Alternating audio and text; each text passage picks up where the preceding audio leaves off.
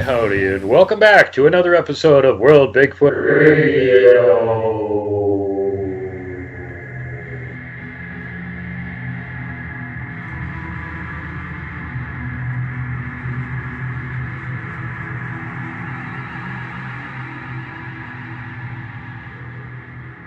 The other local tribes down there, are they originally from that area, or did they move in at some point? Because you got, the Havasupai and the Arapaho and the Zuni and the Hopi, and are they all have the same legend?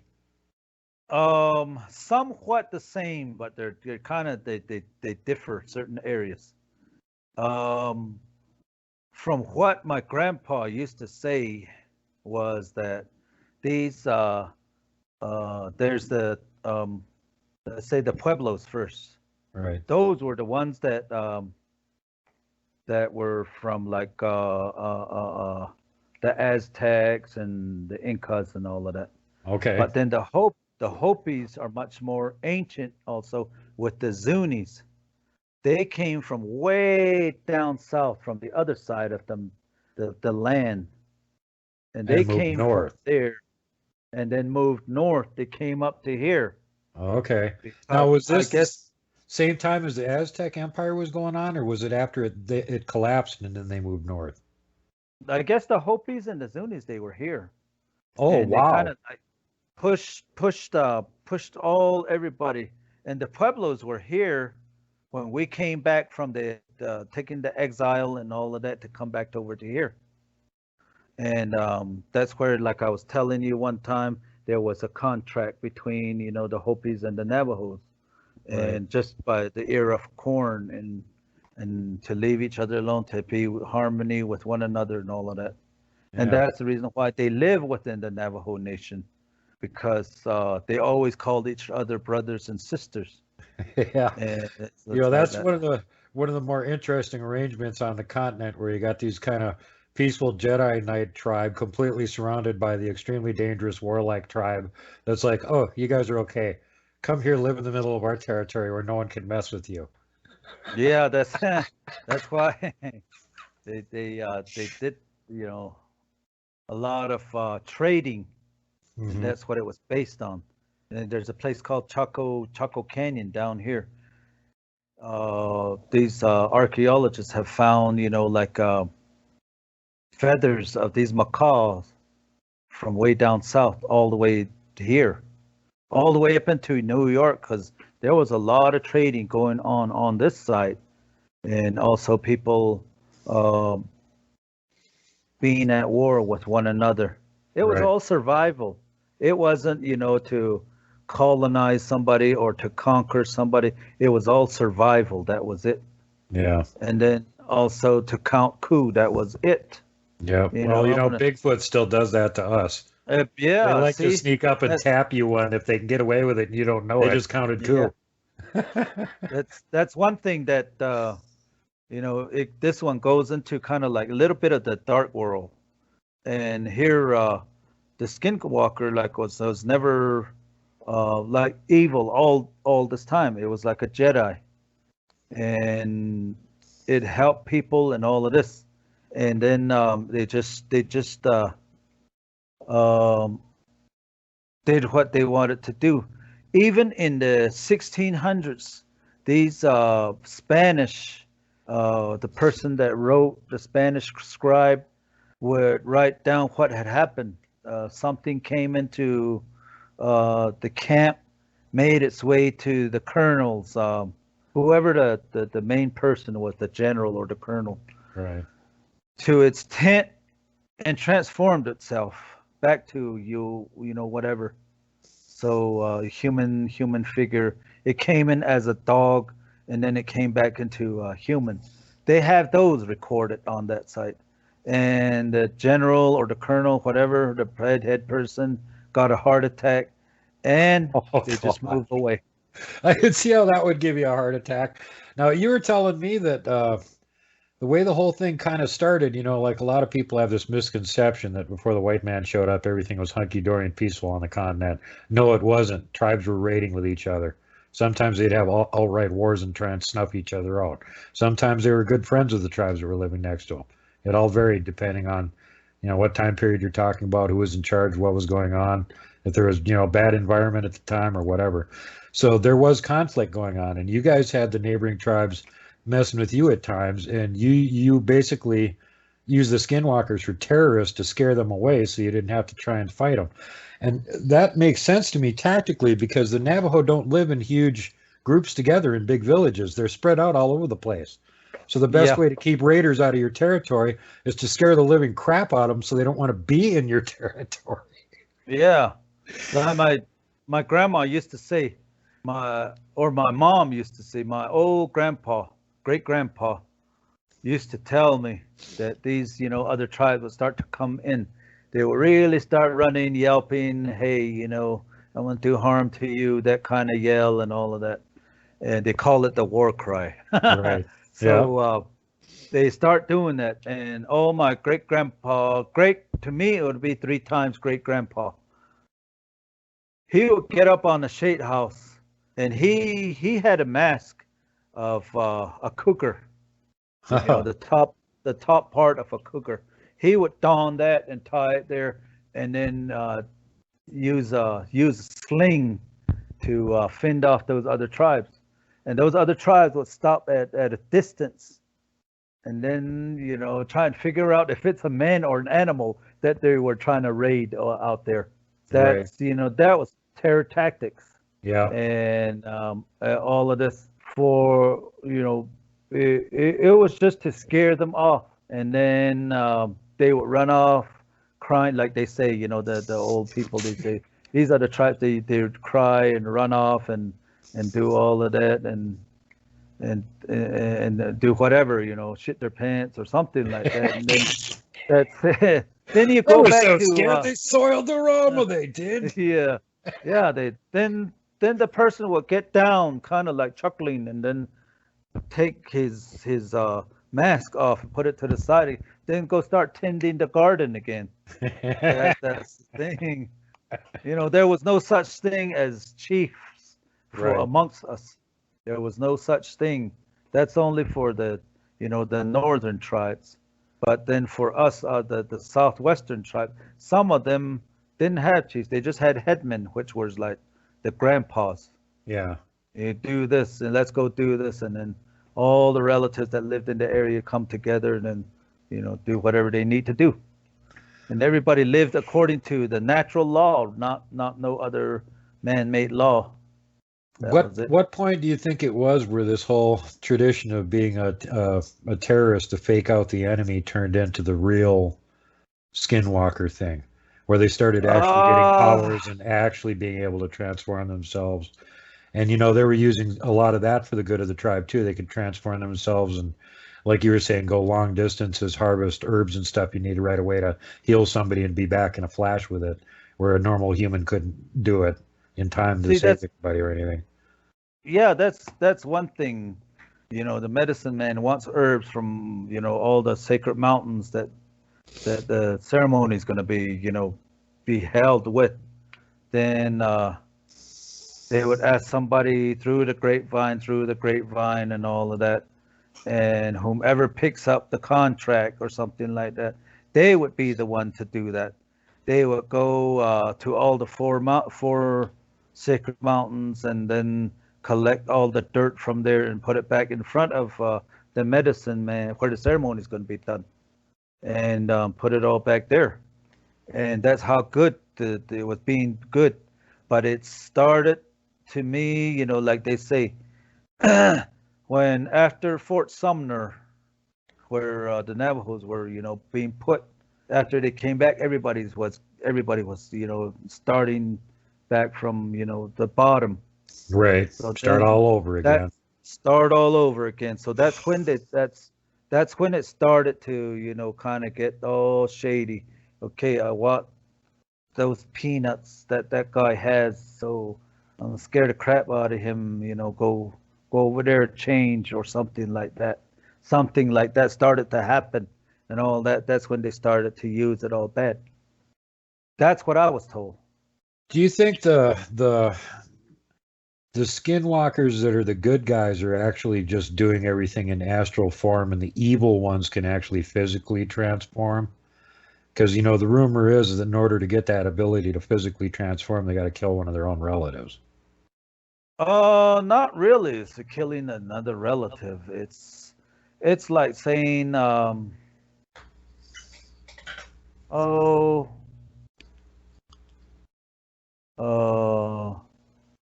I'm not saying that's what the facts are. I'm saying that's what everybody says. The ones that can actually physically transform, they got their powers from black magic. And the other ones are just in astral form. They look like animals, but they're not even really there, and they don't even leave tracks. it's that one's kind of hard to explain because there's people, the older folks, they used to say that in order for in order for a person to be doing that, they have to be they have to have like somebody's soul to be sacrificed. Uh-huh. Not right then and there, eat it or whatever, take it apart and do a séance. No, they take the soul and put it to the side for them in case somebody else finds out who they are. Then that one, you know, the soul gets taken. So the body then just goes crazy, meaning like they will either start going into drugs, they'll start going into alcoholism, Yeah. and they just go crazy. Because there's All still of a a sudden, body and a personality walking around, but they don't have a soul anymore. exactly. That's what it is. It's not actual physically, "Rawr," Yeah. want to eat your tailbone right now or something like that. So it's not like that. So that in that way, that's it. That's wicked. Yeah, We no don't kidding. have we don't have evil in our ways of teaching. We don't have evil. There's no such thing. What Christianity calls the devil, we call the shadow man, Mm-hmm. which lives under the rock. It will always be somewhere. There's always, even in all this sunlight and all that, there will always be a shadow somewhere. And Right. that's where that shadow man is in all of that. So it'll put stuff in front of you to trip over. That's how it's just another deity Right. and all of that.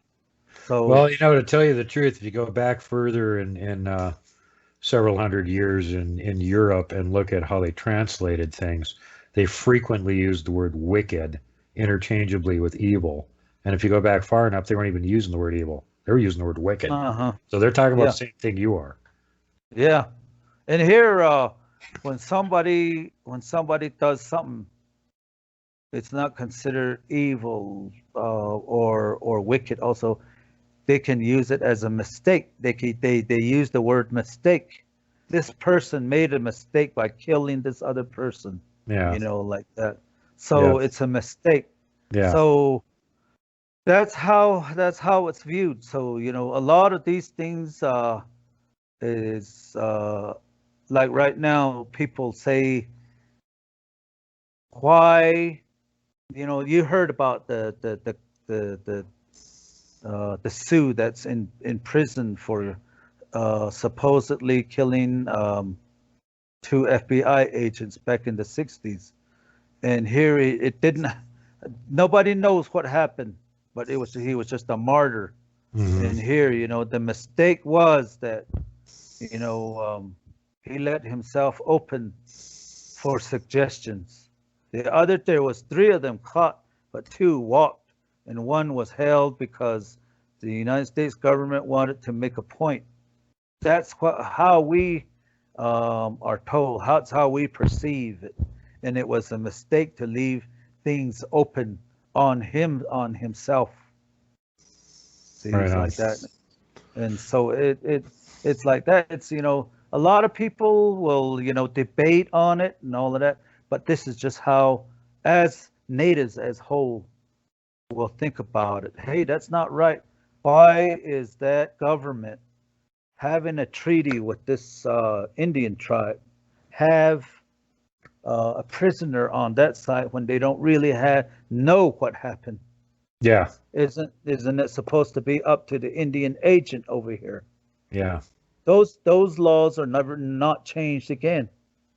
And so the treaties, after what happened, one good example, what happened with General Custer, a lot of natives, they talk about it. What happened to it is the U.S. cavalry just used to raid on the women and children, the old people. Yeah. And then they would write it out as like, oh, we killed 1,000 braves and there was only 20 of us or something. Like they write it down like that. But the good example lie is what happened to General Custer. He thought, he could just bring in 200 people of his troops, but there was the whole tribe, Cheyenne, Sioux, and all of those guys. They're all one tribe. So they were all having a celebration or ceremony at one point. They were all there.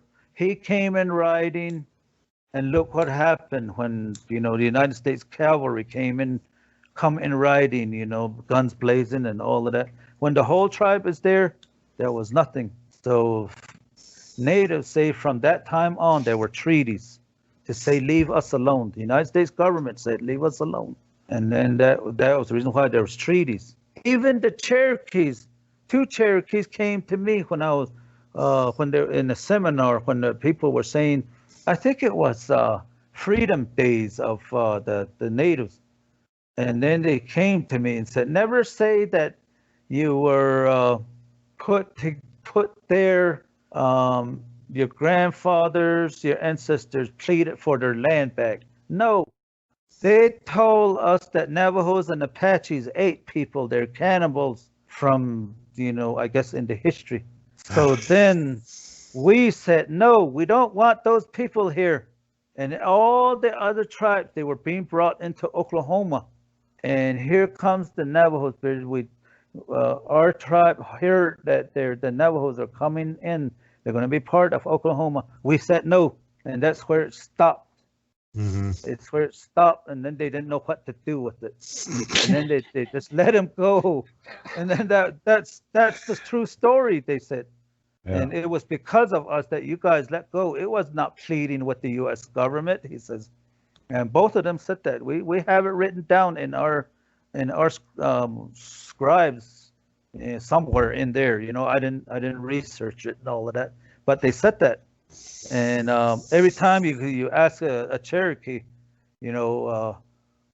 what that whole Oklahoma is, it's a whole big reservation. That's what it is. Yeah. That's what they were promised. But then they started bringing in other tribes into it, just because it was a reservation. Yeah. So that's what happened. And the Apaches, they didn't, at the time, 1886, they got lied to. Geronimo never surrendered. He was just lied to. Hey, let's come and eat and all that. And they did the same thing that they did to the Navajos. The Navajos went to Fort Defiance over here. They were told there's going to be a celebration.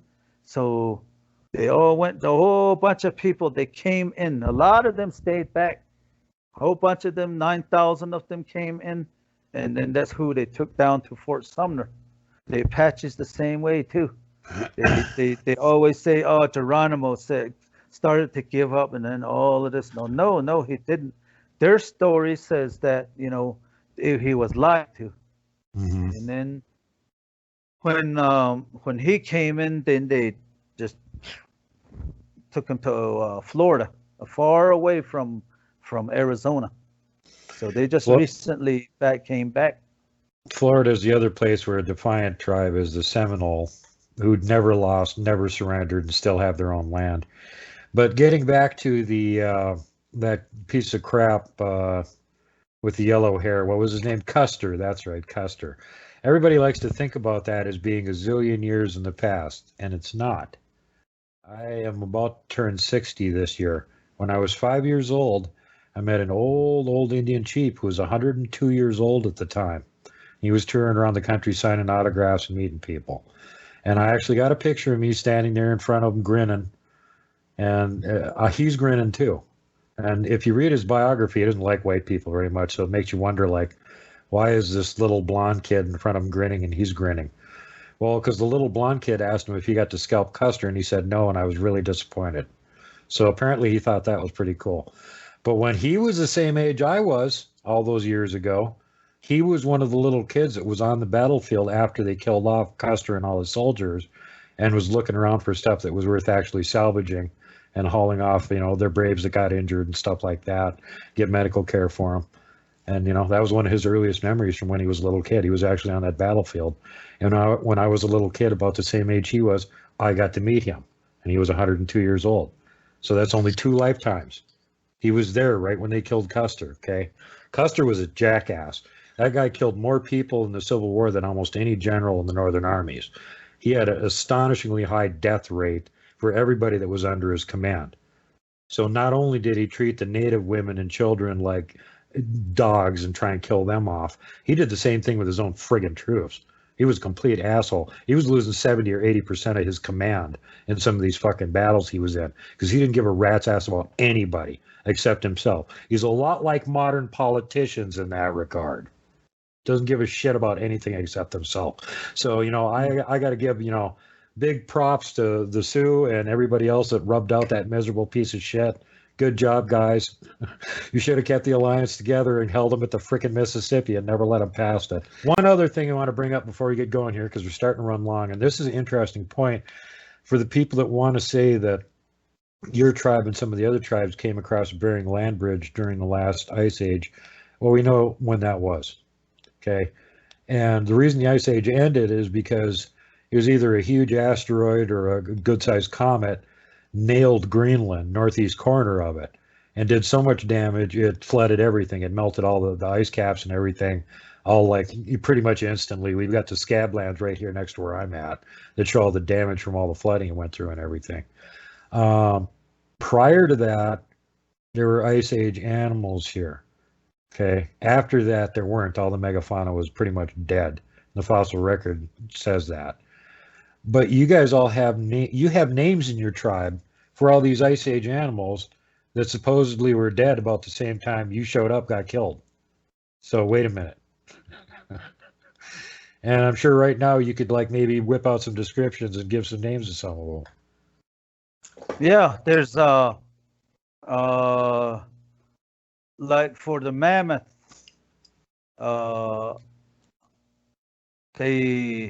we have the names like Delgit, and then also Tahotil, which was the saber-toothed tiger, and also some dinosaur names also, which was scaly.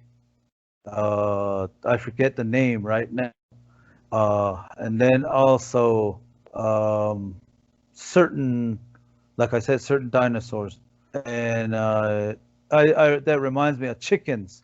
They look at you to the side and just stare at you to see what your next reaction would be.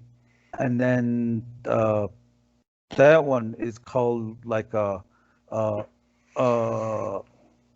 benzine, like that. The stare, the person with thinking with wicked thoughts. Those are the names. These are Navajo names, and there's I bet you the Pueblos, the Hopis, the Zunis, and these other tribes, these southwestern tribes, they had names for them themselves too. Right. But for us, it's we have names all the way. These they say that the mammoths were here 10,000 years, some 20,000 years. How come we have names for them Well, what's in even our more tribes? mystifying now, we can come up with an excuse for that. You guys came across the Bering Land Bridge supposedly, and you showed up while those things were still here, so you saw them. But what we don't have an excuse for the scienticians is dinosaurs that supposedly died out millions of years ago. And then how Yeah, come there's drawings of them all over the Southwest? I was just watching a show today from Breaking Bigfoot's channel where he was out where there was pictoglyphs all over this big rock mound, and he was walking around filming them. One of them looked just like a T-Rex. There was another one that looked like a giant handprint, about 3 times the size of a human handprint. It had 5 fingers and a thumb, 6 fingers, just like the yeah, Nephilim giants. See? And there was another one that looked like a raptor that he got pictures of and stuff. Well, you guys are drawing pictures of these critters that we know from the fossil record were real and were here, but supposedly were extinct millions of years ago. How would you get the idea? Why do you have names for them if they're imaginary? We've got their bones. We know they weren't imaginary. So somebody's lying to you about how long ago these things died off. And it ain't the yeah, Navajo Nation. yeah. And for the dinosaurs, what we call them is, from what my grandpa used to say, is called Nayet. So we have names like that. Hmm. Nayet stuff like that. All these, Nayet to me it sounds like that raptor, salapis, whatever it's called. Yeah. So, the raptor, because they say that the raptor has a real big thumb or something like that, that it just grabs onto their prey. Yeah, But and we that's have one of their names for attack methods. They've got that big saber friggin' activated claw on their foot that they can bring down like a friggin' saber and slash you wide open. If they, how chickens go at you with their feet? Same thing, yeah, except this is like a switchblade that comes down and slices you wide open when they hit you with it. yeah. Why do natives down here have names for them? Yeah. Well, We've how been do you know here those little that far. descriptions? Yeah, exactly. Yeah, How would you know the description like that unless somebody saw the damn thing in action at some point? Even if you could yeah, take the bones and put it together, like supposedly there's any archaeologist, Navajos yeah, doing this thousands of years ago. They're finding the skeleton, they're looking at it going, oh, that thing had a switchblade toe on it. I can tell by looking at the skeleton. Seriously, are you fucking kidding me? These people were seeing these things. That's why they know what they looked like and what they could do. that's why we always say. My grandpa always used to say, um, the Pueblos, the Hopis, and the Pueblos, they're more ancient than us. He used to say. So they know their stuff. Hmm. If they say that they came from the stars, then they came from the stars. But then we came, as far as we know, we came from the earth as Right. an amphibian, as a germ, like that. We came out like that. The scoundrel of the earth, like that. Well, you may have started out as a germ, but you got better. So, Yeah, we got better, and then we were like coronavirus. We started killing off everybody else, all of that. So that's that's how we were taught like that a long time ago. And a lot of these medicine men, they stop short of all of this.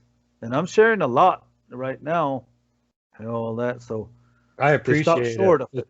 I think it's important for people outside of the tribes to actually have an idea of what it is that you guys have for oral traditions, what kind of stuff you guys think happened in the past, and believe to be the truth. And just because it wasn't written down doesn't mean anything. Writing something down isn't a guarantee that you're going to translate the truth into the future, because somebody can always rewrite it. They can always burn Yeah, up the book so you can never see it again. But an oral tradition is, may not be perfect, but there's parts of the world where they've made that work really well. The Finnish have a gigantic long book about their history and mythology called the Kalevala, which wasn't put in print until very recently. For hundreds, if not thousands of years, they would have one person in their tribe. They would have to memorize this whole damn thing and then recite it. And they were doing like recitations, once, twice, 3 times a week for a couple years in order to recite the whole thing from the beginning to end. And then they'd start over and do it again. That was their job. That's how they remember their history. And a lot of these people, think that, well, just because you didn't have a written history, you don't know what was going on. That's bullshit, man. People had spectacular memories before they could write anything down because they didn't have the luxury of writing it down and forgetting about it. They had to remember all this stuff. And they literally could remember all this stuff and remember all the details for 40, 50, 60, 70 years until they could teach somebody younger the same thing. And here's how you recite it. And here's the exact details. Don't change anything. I'll smack your mouth. Yeah. Yeah, that's how things are taught. Then when you kind of like veer off, and then they're like, "Oh, that's not what I said. What I said is this." That's what they say, and then they put it in a song. Some of these songs are, telling the history. Mm-hmm. Through the ceremony, it's like reenactment of what happened, 1,000 years ago. Yeah. Those are reenactments, and then this is what a person said, and all of this you get let known. So that's what they say. If you don't understand me, go to this other person that has the same ceremony that then they can teach you. Right. If you don't understand me, that's what my uncles used to say. And they used to say, nah. We want to hear it from you. So that's how oral history, the oral teachings, teach us, or that's how it's taught. Yeah. And that's what I'm saying. They always say that the other ones, these other tribes down south of us, they're more ancient. And then they say there's the 4 sacred tribes. I don't know the eastern one, but they say that the ones that moved up north were who we call Nadene, which is the Athabascans in the north. Okay. They call them Nadene, the other people, like right. the same as us. Not the Dene, the Athabascans, and that's the 2 big groups up there. Yeah. Yeah, that's they're up there, and then there's the all types of Apaches down to the south, and they're the southern tribes. They are like I don't know. They're called the southern tribes. And then from what we hear, there's a western tribe, which is probably in the northeast or the northwest. So all that area that's Athabascans, where the Athabascans are. The east, some say Ojibwe, but some say different tribes. Yeah. But then some are Athabascan, and like for the Ojibwe, they would say hello like Bojo, and then but we say Hojo. It's all in the really language. Close though. Yeah. Yeah. But the words might sound different, but it's all really close. Yeah. So all of that, and then we say Yate, and then here as Navajos we say Yate, which means hello, and then the Apaches they would say Takote, like that. So it's really close, but I haven't really had a conversation with the northern and the Canadian area, all of those First Nations up there. I haven't really had a conversation as to how we would compare our language, how they have certain games that we play differently down here, but it's all played the same way. Right. And all of that. So it's all that. That's about the land bridge. We came that way, and then we came back. We left some tribes. We left some tribes back there, so these other people won't come back in. Good precaution. Well done. Seems to have worked pretty well. Now, the only other question I got still remaining here at this point is the overlap in your native traditions with the the actual red-haired giants that look like people and the Hostine. Did you guys draw a real distinction there? Those are two different things, or did they just kind of overlap? They say that the giant, the one you call the red hair, was only one that had language the same as us. It could speak, and it was just a really bad person, like the way you were talking about Custer and all of that. It was that kind of a giant. Yeah, that was the legend that Princess Winnemucca had with the situation down there where they had a bunch of them in that cave that kept coming out and raiding and killing people, and they even tried to make a deal with them and say, look, we'll drive some buffalo over there, drag you some food or something, just quit eating the tribe. And they're complete despicable bastards and said, no, we like killing and eating you.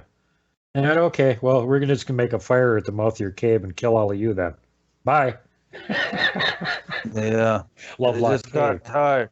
That's Like the for legend of us Lovelock Cave. Yeah. Yeah, the hero twins were born just to kill Yeti, the big giant Yeti. So it's like that. And then also, they killed a majority of the giants, and all of that was all put into battle songs now.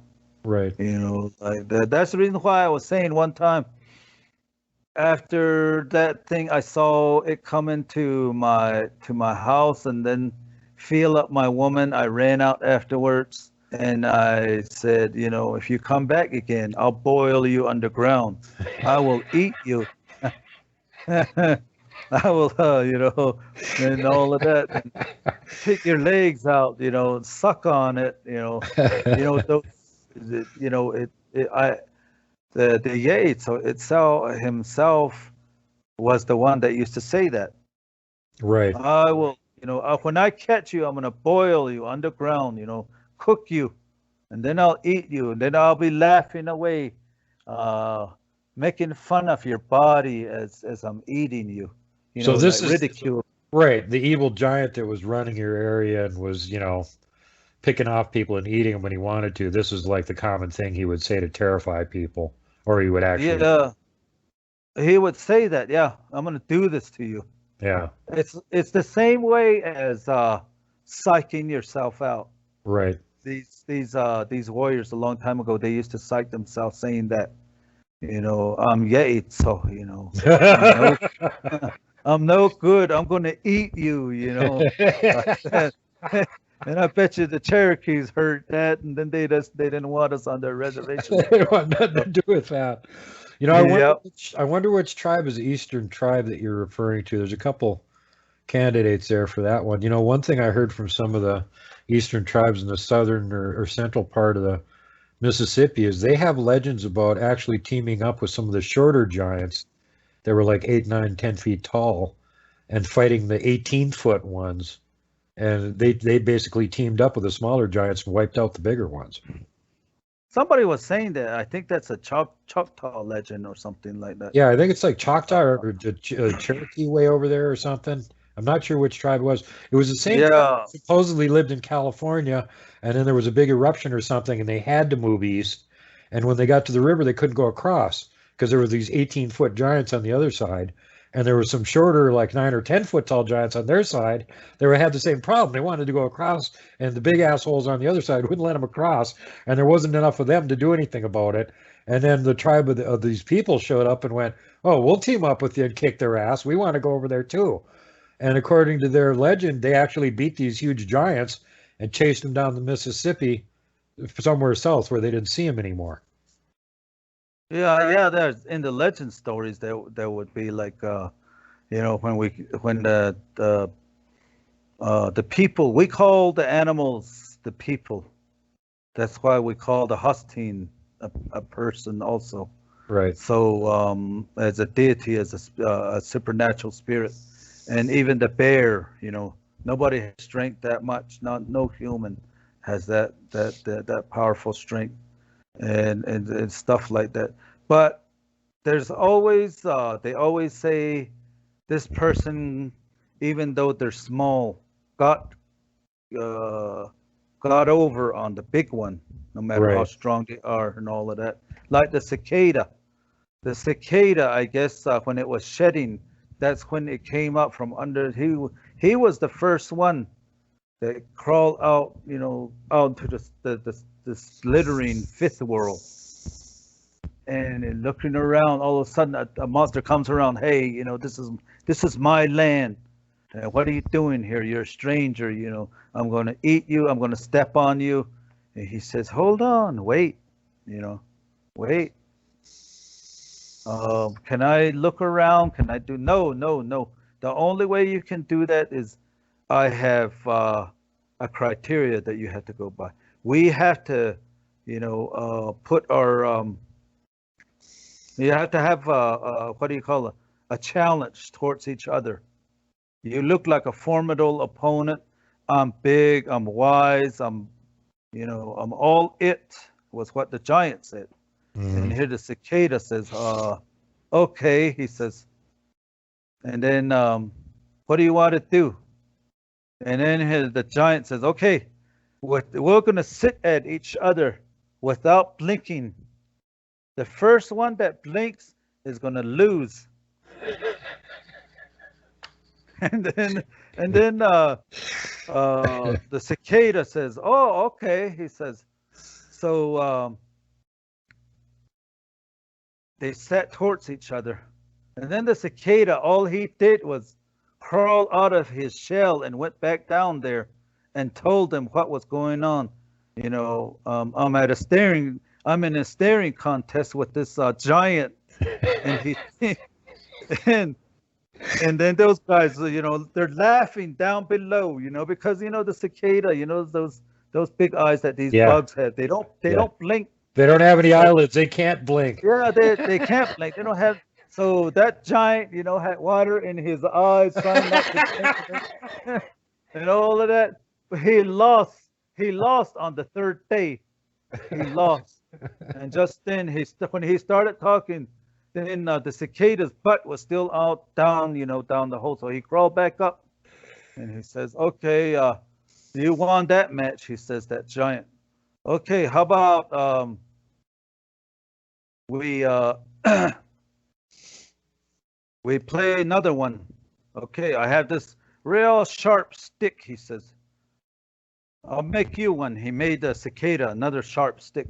He says, okay, now you're going to be first this time, he says to the cicada, thinking that he was going to kill himself.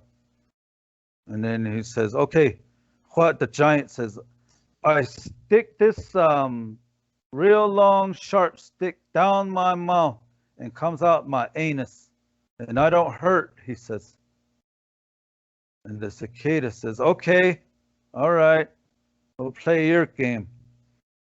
So he takes the stick all the way down, the cicada just, takes all the way down, from the mouth all the way down, I guess on the tail part, comes out the stick, and then he's standing like that. And then he takes it back out. And then he says, okay, now I'm going to go put it through let's make up the ante up more. I will put it in my heart on one side and take it out the other, he says. And the giant says, okay. And then he says that the cicada has like a little thing right below right here that's like a round, I don't know what it is, a feeler or something like that. And it's like that, and he goes down, and he says, this is my heart. So he just pushes the rod in through where that round feeler was, and it just goes through right there, and takes it out the other way. And he told the giant, okay, now it's your turn. And then the giant says, okay, it's my turn. Then he's all, puts it down his throat, and he's all, putting it down until it got to his anus, and he tried to poke it out, and so he just shoved it down, and it came out a different place. a different place. And here he started bleeding. He started bleeding out his back behind, and he takes it back out real fast, and he's all, like um, puckered up down there, all blood coming out. And then Cicada says, "Okay, you're not done. You haven't put it through your heart yet," he says. So the giant hesitantly puts the sharp stick through in his body, and looking at his heart, he pokes it in there, and he drags it out the other side. And then he just falls over. He kills himself. That's how he was tricked, and that's how these animals got on top of the fifth world. And the giant that was the guardian right there killed himself, and he lost. Those are the stories, those the stories that we are taught. No matter. Go ahead. There's always moral of the story. Right. Right. That's what I was just going to say. And for me, if I'm listening to this story, I'm not taking literally.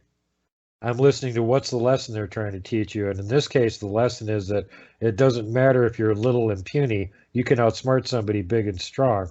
And, yes. And the secondary lesson, which has come from every legend on the giants are friggin' dumb. Yeah. They're dumb. They think they're huge. They can do anything. But, the smaller person always gets the best of him. Yeah. Like that. That's why, that's the reason why I was saying about the story when I was running way out there by myself. I thought it was my cousin donning a mask. Right. Trying to scare you. Yeah. So I said, I was in my mind, I was thinking it was my cousin. So I said, okay, I'm going to kill you out here. Nobody's going to know. And then, I am this powerful person, the two hero twins, all in one. And with that strength, I'm going to get the best of you. And then after that, I'm going to turn into Yates and eat you. So that way there's no trace of you. Things like that, I was saying out there and here, all this time, it was a husky that was standing right there. I didn't even, make it to where I'll be scared. I was too much psyched out. Too busy bluffing your way through it. Oh, I'm going to tell this monster I'm going to kill him and eat him. Then he'll leave me alone. Yeah, I even picked up a rock and threw it at it. And then it took a step back. And here I just left again. And that was it. So, the things like that, these are the teachings of the Navajo. Like I said, somebody that, has a closed mind will not get the concept of these teachings. Like, there's always a moral of the story. The coyote stories, they're winter stories. They're, so funny sometimes, even the ants put them back together, telling him, we don't want the people to know that we're wicked. That's what the ants thought. And here they put the coyote back together after the other animals chopped up the coyote because he was in the way. He was like a gesture. Yeah. And in a lot of forms, he was the gesture of a king. And the fool.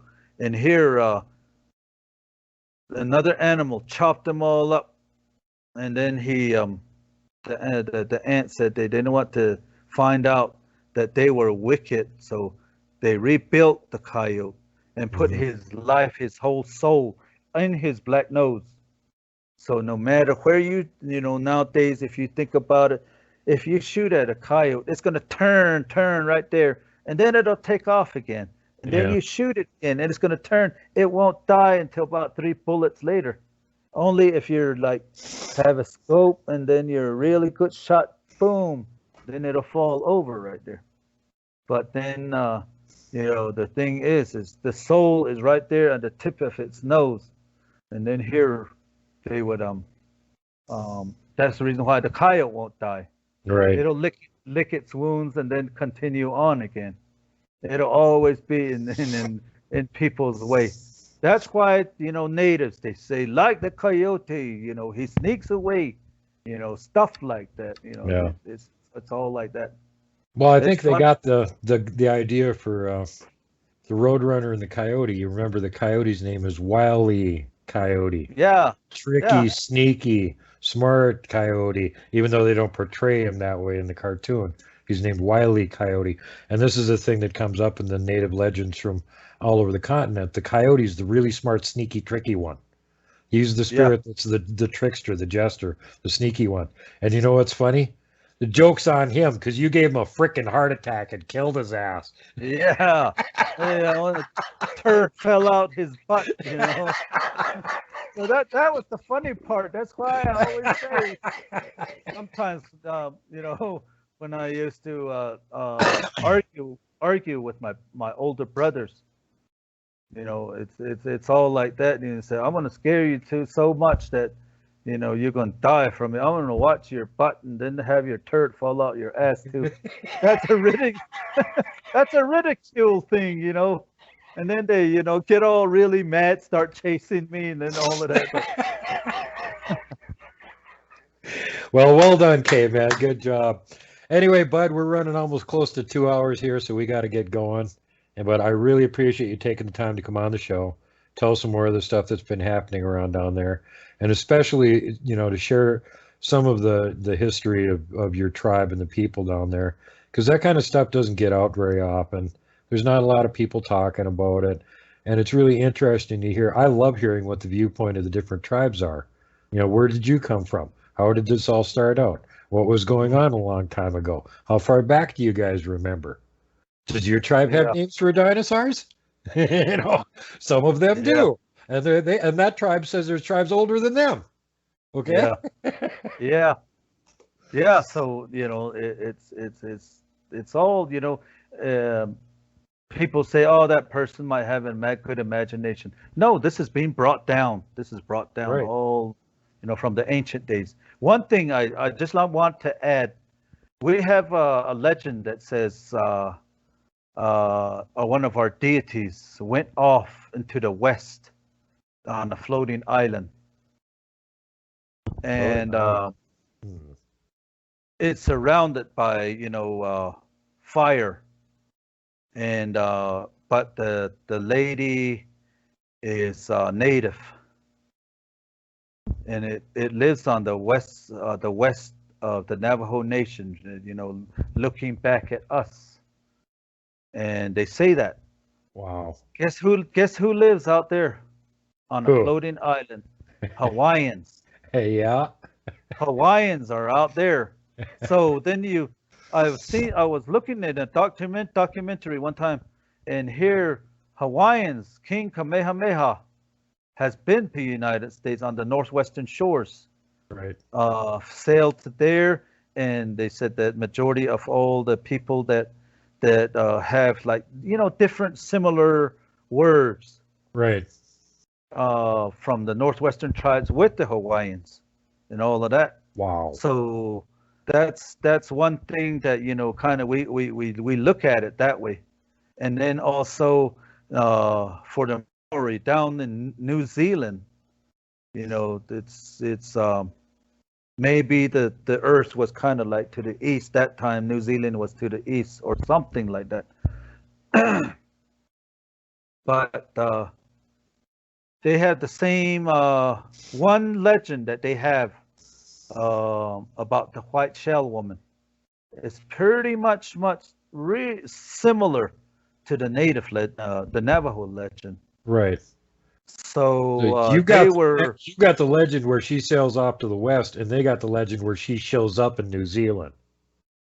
No, she was fished out in the Maori history.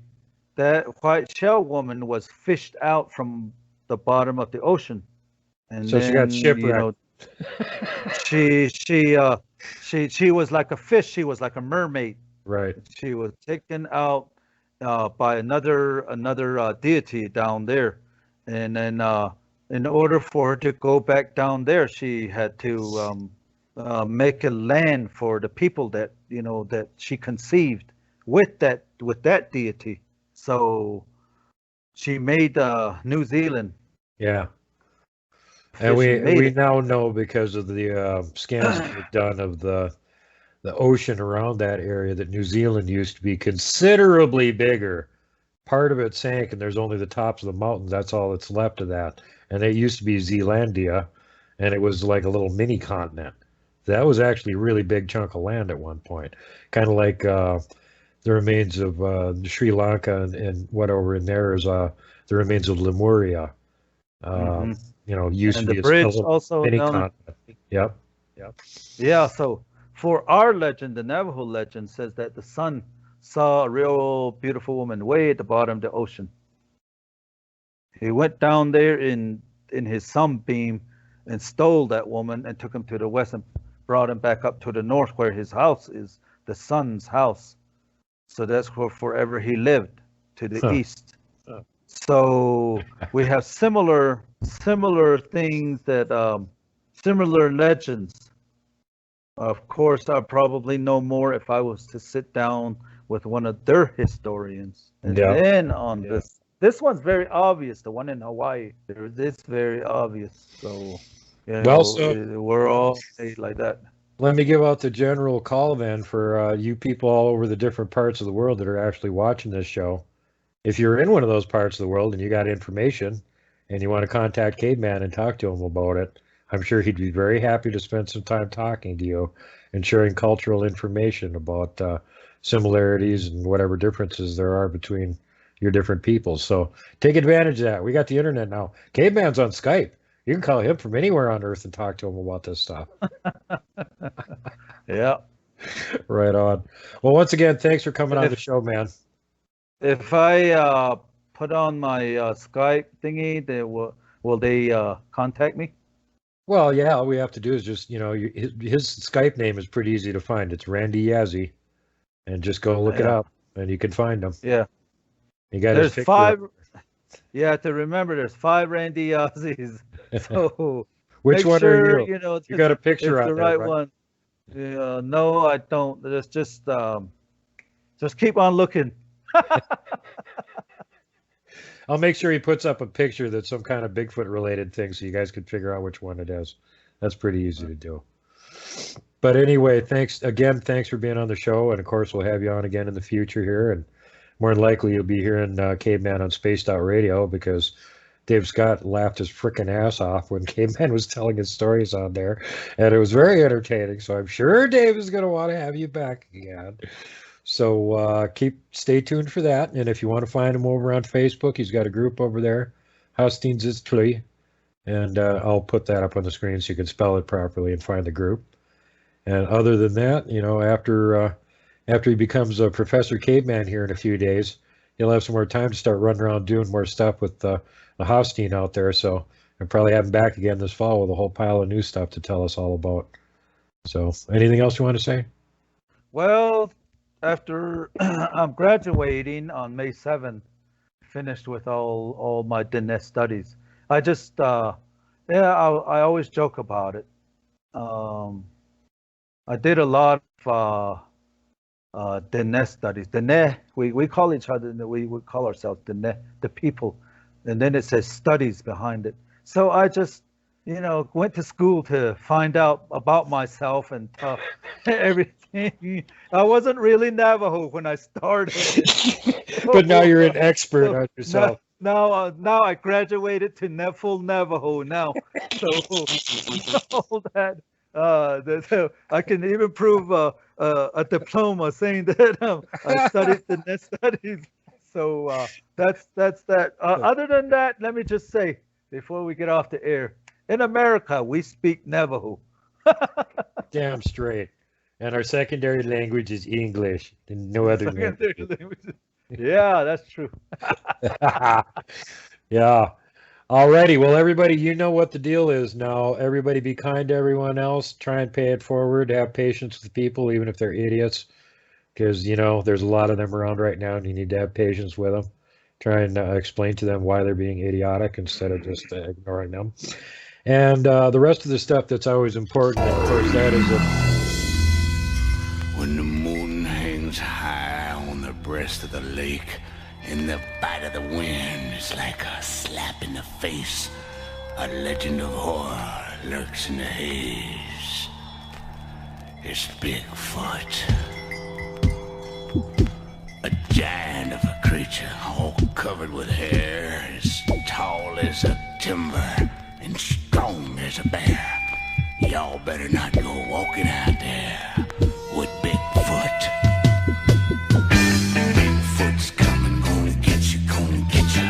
Bigfoot's coming, so you better watch out. Lock your doors and bolt your windows. Bigfoot's on the prowl. Bigfoot's coming, gonna get you, gonna get you. Bigfoot's coming, so you better watch out. Lock your doors and bolt your windows. Bigfoot's on the prowl.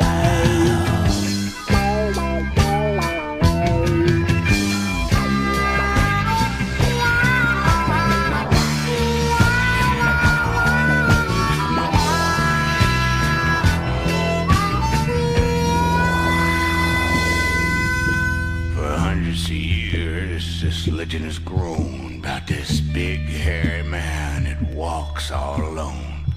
A mountain monster 10 feet tall called Bigfoot. From the tales of the traders and trappers to the image on Indian walls. From the Bear Paw Mountains of Montana to the signs of the Great Shastas. From the Flatheads to Blackfeet and the Shoshones, he must have seen them all. And when the sun goes down in the northwest woods, if you listen, you can hear him call. Bigfoot's coming.